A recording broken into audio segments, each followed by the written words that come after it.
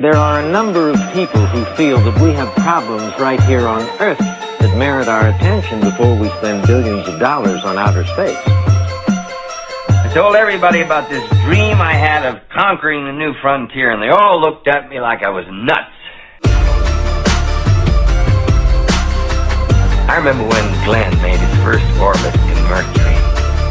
They put up television sets in Grand Central Station, and tens of thousands of people missed their trains to watch. You know, when Apollo 17 landed on the moon, people were calling up the networks and bitching because reruns of I Love Lucy were canceled. Reruns, for Christ's sake.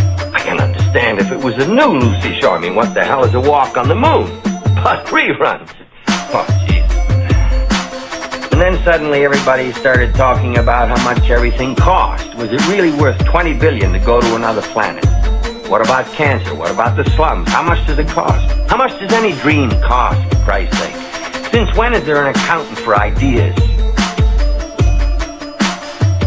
All right, that's the end of the speech. Now we're getting to what they call the moment of truth. Come with me. I want to show you something.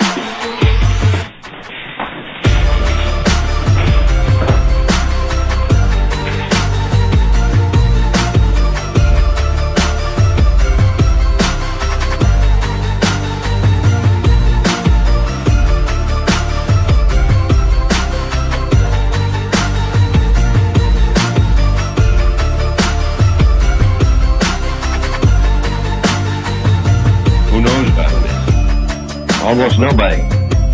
Houston is monitoring the actual flight. All the telemetry is coming from the command module, showing your voices and medical data. We recorded everything from the practice simulation. They don't know.